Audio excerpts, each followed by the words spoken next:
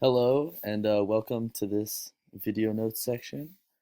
And today we will be discussing the impact of the independence movement on society in North America and South America, as well as the impact of the economics uh, post-independence movement in North America and South America.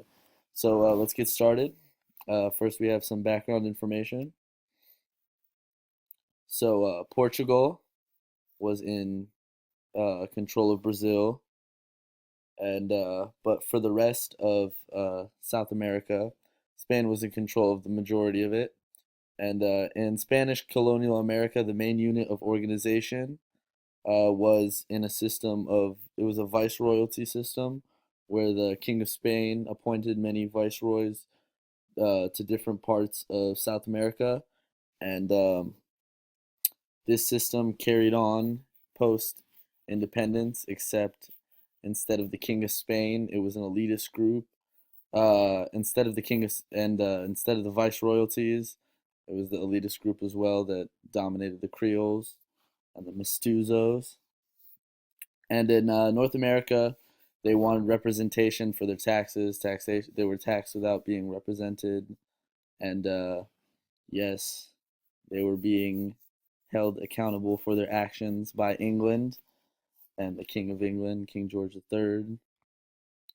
So yes, in Latin America, after the independence movement, a class system divided Latin American society, and it was the same mule, new rider. This is what I had said earlier. They just it replaced the viceroyalties and the King of Spain with guys like Simon Bolivar and other guys who were at the top of that pyramid. So just replace that peninsulares with the elitist group. And it was in Latin America, it was a single crop economy. It was much like the south of the United States. It was slave labor with the enslaved people, people from Africa, the Caribbean, Native Americans. They would do, some mestizos were slaves, and they would do all the dirty work. And this was this in society. This was a big class difference, as well as economically. The biggest setback in Latin America was the inability to have a flow of paper cash because it was not flowing in the economy. Um, they were led by Caldios,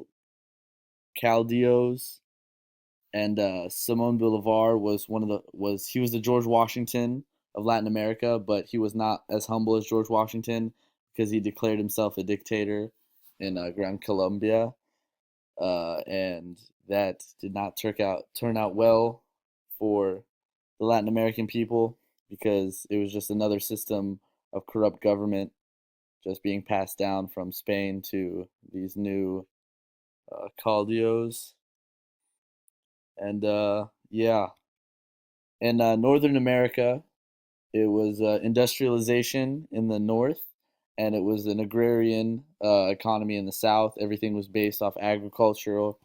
It was slave labor, heavy on resources. You see the slaves picking cotton in the picture because that's what it was. It was slaves picking cotton, and that cotton would get on a train that would go up to the north. And in the north, you had textile industries, you had steel industries, you had factories and factory workers.